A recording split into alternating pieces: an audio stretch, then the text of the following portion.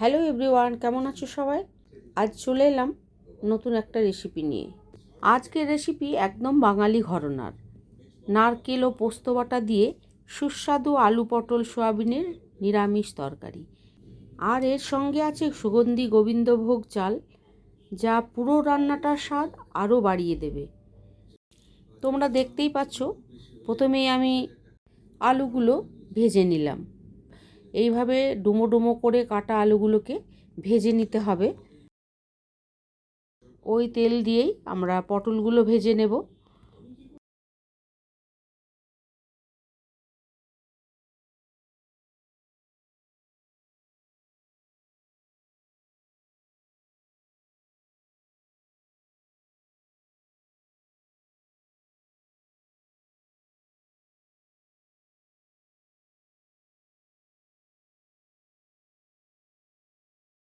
পটলগুলো আমাদের ভাজা হয়ে গেছে।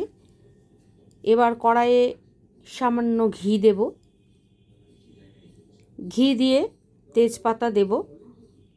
তেজপাতা দিয়ে গোবিন্দভোগ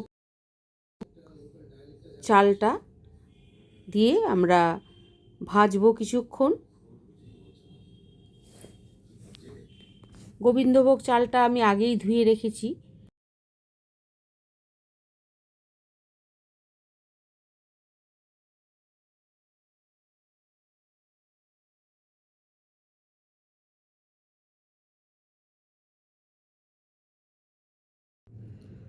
গোবিন্দভোগ চালটা ভাজা হয়ে গেলেই আমি আলুগুলো ঢেলে দেব, ভাজা আলুগুলো ঢেলে দেব।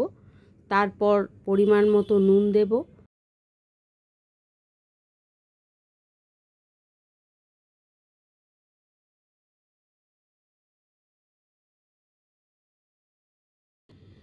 আলুটা আস্তে আস্তে সেদ্ধ হতে থাকবে।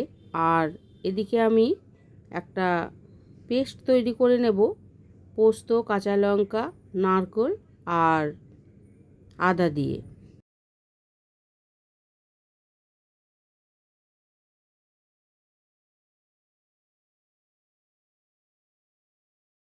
এবার আমি সয়াবিনগুলো কড়াইয়ে দিয়ে দিচ্ছি। হালকা সয়াবিন ভাজা হয়ে গেলেই জিরে বাটাটা দেব।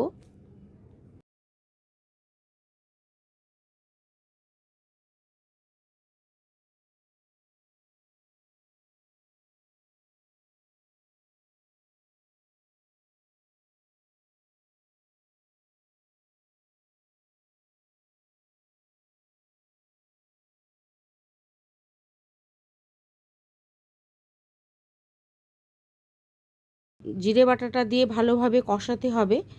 তারপর দেব লাল লঙ্কার গুঁড়ো পরিমাণ মতো, কারণ আমরা কাঁচা লঙ্কা, পোস্ত, নারকেলে দিয়েছি, সেই জন্য ঝালের পরিমাণটা দিতে হবে ঠিক করে। এবার ভালোভাবে কষিয়ে নিয়ে জল ঢালবো।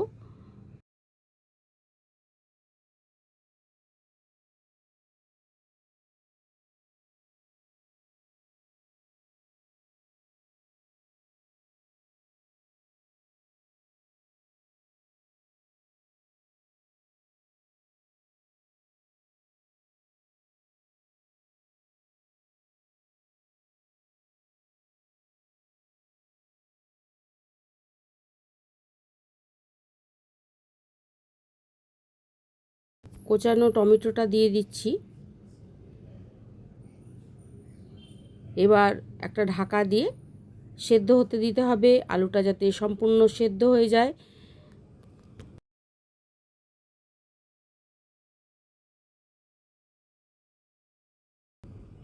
আলু সেদ্ধ হয়ে গেছে। এবার আমরা এর মধ্যে পোস্ত, কাঁচা লঙ্কা, নারকেল আর আদা বাটাটা দিয়ে দেব।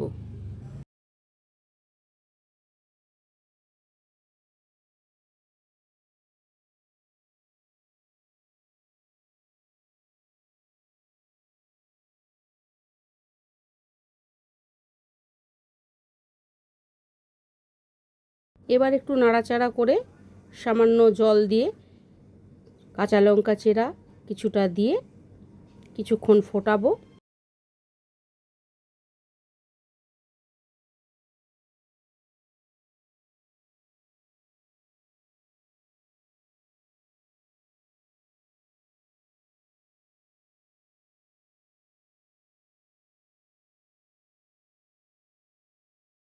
নারকেলের মিষ্টি স্বাদ আর পোস্তর ক্রিমি টেক্সচার এই তরকারিটিকে করে তোলে একদম স্পেশাল। আলু, পটল ও সয়াবিন মশলার সাথে ভালোভাবে মিশে এক অসাধারণ ঘরোয়া স্বাদ তৈরি করে।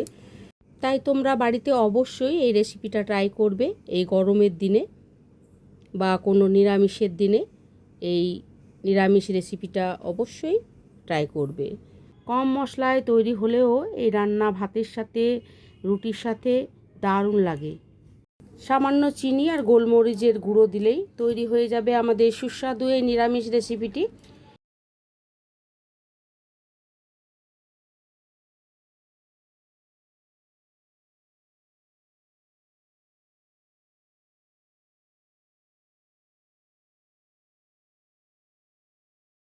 ভিডিওটি পুরো দেখার জন্য তোমাদের অনেক অনেক ধন্যবাদ।